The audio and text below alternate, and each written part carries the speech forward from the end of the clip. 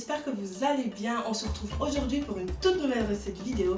Direction le Cameroun avec un plat que j'adore. Il s'agit du sanga. C'est un plat à base de maïs et de légumes. Je tiens juste à préciser un petit truc, c'est que normalement au Cameroun, on n'utilise pas les épinards pour réaliser ce plat. On utilise d'autres légumes, mais comme ici en Europe, on a du mal à trouver ces légumes-là, on a tendance à remplacer par les épinards. Et je tiens également à préciser que la recette que je vous propose aujourd'hui est une recette façon de Lily's Cooking. Donc j'ai vraiment vous proposer quelque chose de simplifié et voilà, c'est parti.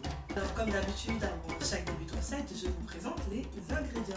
Ici, on a de l'huile de palme. En ce qui concerne la quantité d'huile de palme, c'est vraiment vous qui choisissez. Il y en a qui aiment bien mettre beaucoup d'huile de palme, il y en a qui aiment en mettre moins. Donc ça, c'est vraiment en fonction de vous. Pareil pour le sucre, donc il vous faut du sucre et en ce qui concerne la quantité de sucre, c'est aussi à vous de choisir. Moi je vous conseille de ne pas en mettre trop au début parce que ce qui se passe c'est que vous pouvez en rajouter après une fois que le plat sera terminé dans vos assiettes, comme ça chacun pourra doser sa quantité de sucre. Ensuite passons à l'ingrédient principal, c'est le maïs. C'est la saison du maïs donc c'est une bonne chose. Ce que j'ai fait c'est que j'ai été chercher 8 maïs comme ceci. Je les ai épluchés, d'ailleurs je vais vous montrer comment faire dans la prochaine étape. Donc là je vous présente juste les ingrédients. Donc j'ai épluché mon maïs, je l'ai coupé et j'ai gardé 2 maïs que j'ai juste coupé en 2 parce que c'est toujours bien d'avoir des gros morceaux dans son sanga.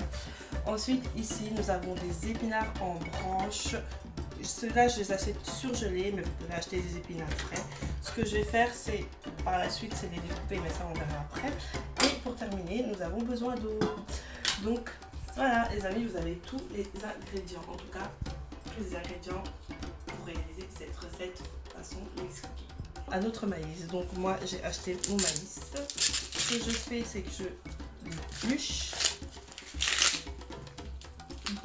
Vous pouvez mettre du maïs en boîte, mais c'est toujours meilleur d'avoir du bon maïs bien frais. Donc là, vous voyez, j'enlève toutes les épluchures comme ceci. Et j'ai mon maïs. Ensuite, prochaine étape. Alors une fois que j'ai épluché mon maïs, je vais tout simplement faire ceci. Donc récupérer mon maïs. Donc voilà les amis, on a récupéré tous nos grains de maïs. Il en reste un peu là. Voilà.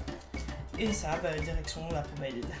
Alors en ce qui concerne mes épinards, ce que je vais faire c'est que je vais prendre un ciseau et je vais les hacher encore plus histoire de ne pas avoir des grosses feuilles d'épinards dans ma sauce. Donc comme je vous ai dit précédemment, j'ai pris des épinards en branches. Je vais tout simplement découper. Parfait. Voilà les amis, après avoir préparé donc tous mes ingrédients, direction l'étape de la cuisson. Alors ce que je vais faire c'est que je vais juste mettre un fond d'eau. Voilà, juste un fond, histoire que les légumes ne collent pas. Après avoir rajouté mon fond d'eau, je vais rajouter mes épinards, comme ceci.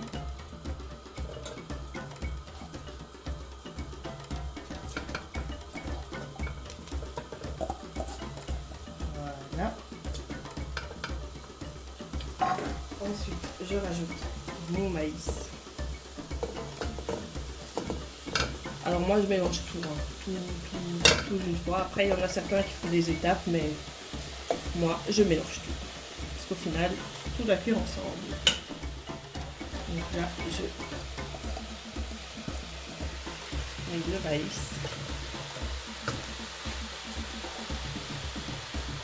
Une fois que j'ai mis le maïs, je rajoute un peu d'eau. Et ce que je vais faire, c'est que je vais d'abord laisser cuire dans un premier temps pendant 15 minutes à feu moyen. Alors après 15 minutes de cuisson, je reviens, j'ouvre ma casserole et je rajoute mon huile de palme.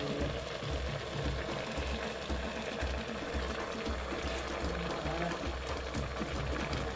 Ensuite, je rajoute l'eau. Je mélange.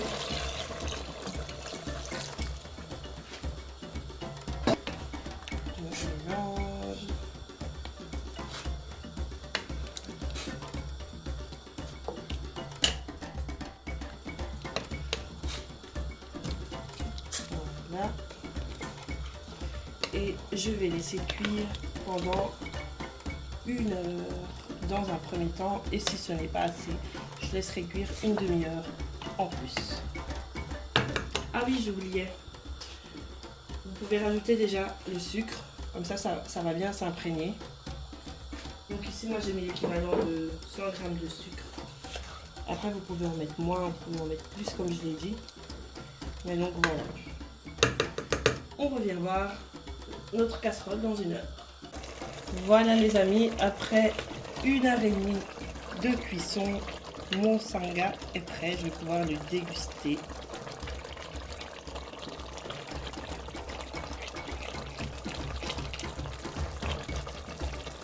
Voilà les amis, je vous montre le résultat servi dans une assiette parce que c'est toujours mieux je trouve. Donc petit zoom. Voilà, alors pour ceux qui veulent, vous pouvez rajouter du sucre bien évidemment. Donc voilà mon délicieux sanga. N'oubliez pas que mon livre de cuisine africaine est toujours disponible sur mon site internet www.livis.com. Dans ce livre, vous retrouvez 25 recettes africaines by Livis Cooking. Donc voilà, je peux même vous montrer, par exemple, allez, on prend quoi? Bah voilà, on prend le poulet DG. Donc par exemple, dans ce livre, vous avez la recette du poulet DG. Chaque fois, vous avez une magnifique photo avec la liste des ingrédients. Chaque fois, vous avez bien vu, j'ai fait exprès de mettre des images parce que c'est vrai que parfois, j'utilise certaines épices. Et pour ceux qui ne connaissent pas, c'est toujours bien d'avoir une image comme ça. Quand vous voulez reproduire la recette, c'est plus facile d'aller au magasin et de dire je veux ça. Donc voilà, nous on se retrouve pour une prochaine recette vidéo by Livis Cooking.